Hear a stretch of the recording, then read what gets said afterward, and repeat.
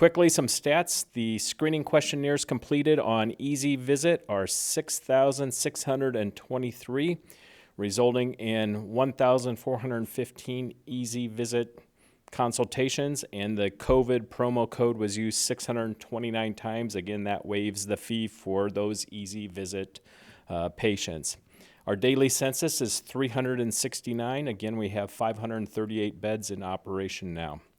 Testing at Bryan Medical Center, we have tested 54 inpatients, 44 have come back negative. Of course, that means 10 are pending, and 9 of those pending are still inpatients.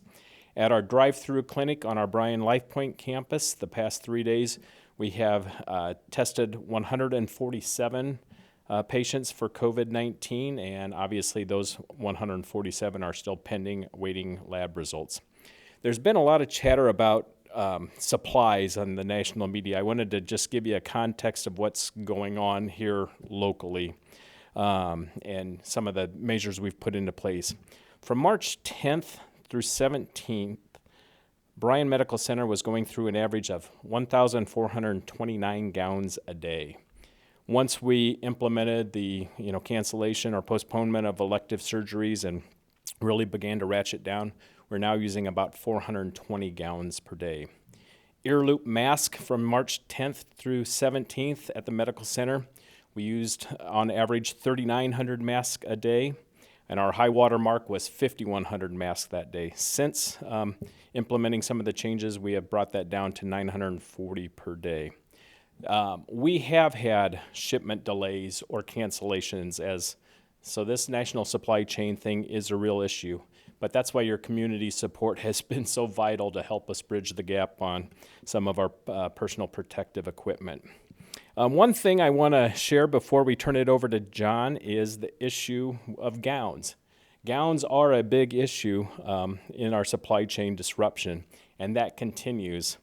But this is really a cool story. James Oxford, who is one of our registered nurses in the operating room, came to us a little bit ago and said, we have this material that after our surgical supplies are sent out, sterilized, they come back wrapped in this material that is waterproof, water resistant, and very warm.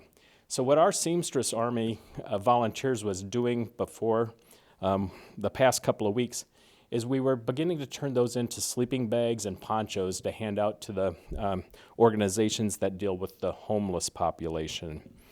What's going on now is we're taking this material and turning it into surgical gowns, and our seamstress army is in full place. So here's what this looks like in the material, and this is one of the sleeping bags that was prepared.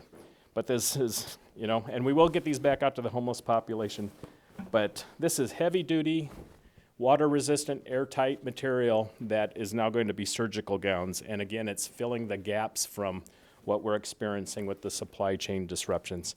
I think an added note of interest is James. Not only did he come up with this wonderful idea to serve the community, now to help protect his colleagues here in the medical center, he is one of the nurses that is out at the Bryan drive-through clinic at LifePoint, garbed up, taking care of patients on the front line. So with that, I'd like to turn it over to John Woodrich for his update. Thanks, Bob. I wanted to give you an update on the drive-through. So you heard that we've sent out 147 for COVID testing. We've had 167 patients come through the drive-through. One has tested positive for influenza. 19 of them had positives in our respiratory pathogen panel. Based upon that, we've been looking at the statistics, so 0.06 of the patients that we've seen so far have tested positive for influenza. So we think we're basically on the downhill trend. So we will no longer be testing for influenza. And then because of having less than or approximately 10% of the people test positive using the respiratory pathogen panel, we're going to forego that as well and just do the COVID testing. Few reasons behind this. The respiratory pathogen panel we use for more severely ill patients that come into the facility. That is one of those testing items or supply items we're having difficulty getting our hands on, and we don't want to be using up so many when they're coming back negative. We want to keep those for our more severely ill patients. So effective tomorrow, as we continue to have patients go through the screening with their doctors, and their doctors write their orders, they will just be writing orders for COVID testing. We will be meeting with our doctors shortly after this and communicate the same message with them as well. We think this is a good opportunity for us to be very prudent in rationing the supplies that we have. Should we be availed additional supplies, we could result back to that, but when you have such a low percentage coming back positive, we're going to just implement doing the COVID testing. What that means is we should still continue and will continue to do approximately 60 of those a day, but you won't have as long of a time period. So we will probably shorten our time period for the drive-through from 2 p.m. to 4 p.m. Or if it takes us longer to do all 60, we will, but we believe that we can get those accomplished. Another item I wanted to cover with everyone is we have a 2-visitor policy right now. We're trying to limit the number of people that are coming into the organization. A next step that you will see happen next week is we will actually take temperatures of everyone coming in. Another safeguard so that we don't have exposures. We would say to anyone, if you could even limit below 2 people coming in as visitors for patients, we would appreciate that. We think we need to keep the numbers as low as possible. I did want to fill everybody in on our surge plan. We continue to work on that, but we will be opening up a unit that we're designating as an isolation unit. All rooms on that unit will be negative pressure rooms, and it's a 14-bed unit.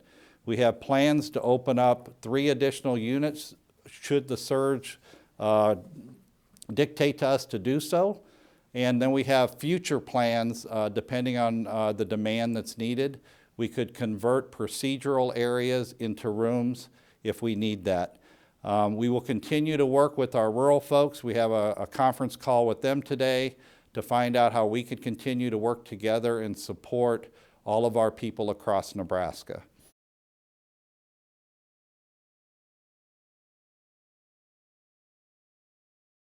We've been practicing using personal protective equipment since I became a nurse. You start learning in nursing school. We take care of infectious diseases every day, and so therefore we're always training, we're always learning, and we have a lot of resources to help us out with that. So we're always prepared for that.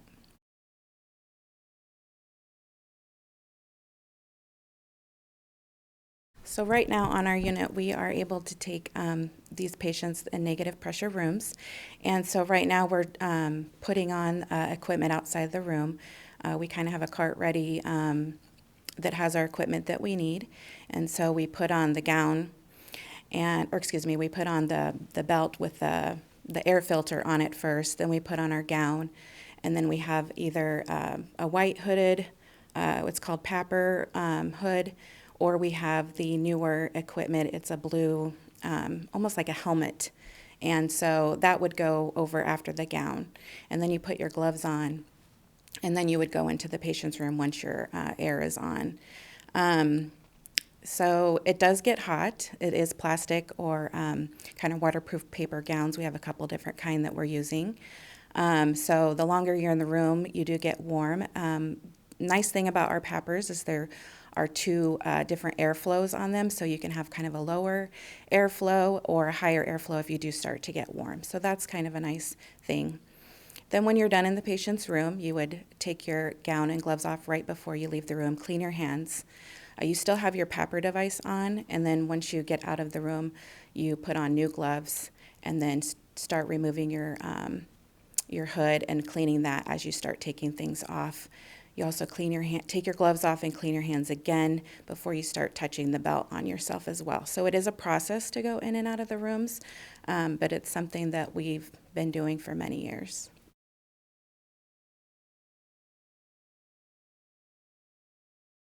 You know, we try to develop a rapport with every patient that we take care of, regardless of what we're wearing or what they're doing for them.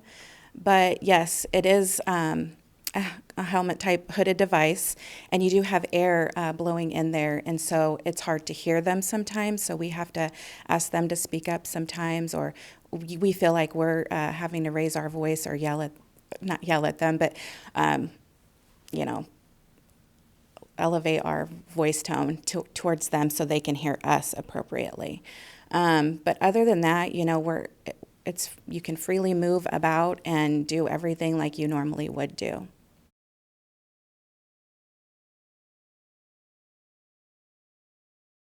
When you go through nursing school and you learn about all these different diseases and how to take care of patients, and as you've been a nurse, you learn every day about different things that we're up against at work. But it's just like another day, except that, you know, this is all unknown to everybody, and we're learning as we go. So every day we are getting updates from our hospital, from our managers, from the CDC, our epidemiologists, to keep us informed and able to do our jobs as we need to.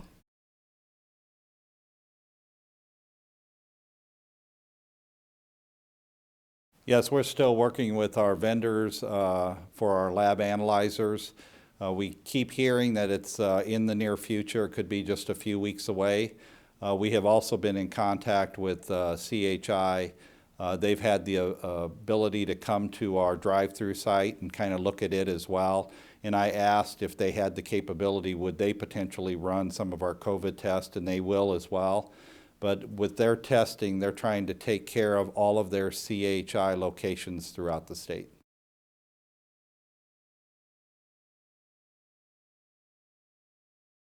I feel like it's always a concern, but it's not something that we're having an issue with right now. They have changed some things so that we aren't using so much equipment, gowns, and things where we could preserve those. So I feel very comfortable with what we're doing, and we will just continue to work with what we have.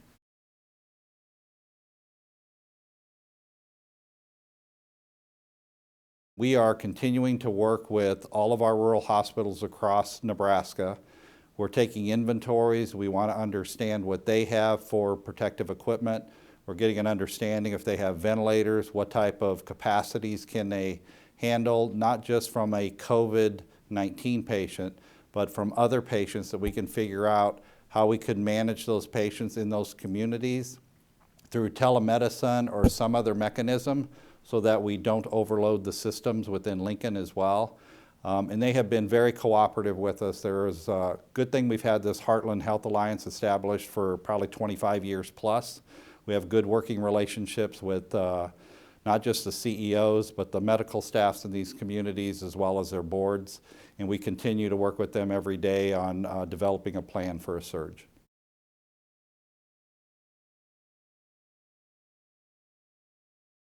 I think we're now at around 50 different locations, and there's a variety of services that you can do through telemedicine. So if there's a patient, let's just say in central Nebraska, instead of having that patient come to Lincoln, they may just need a specialist. It could be a pulmonologist, it could be a infectious disease doctor, a number of different specialties. So instead of sending them to Lincoln, what we would do is have that face-to-face with the patient as well as the providers in that town, and have discussion about how we will manage the care of that patient and what are the next steps to be done. And it really keeps the patient in their community where their support systems are at, and also take the load off of a surge if we see that occur or when it occurs here in Lincoln.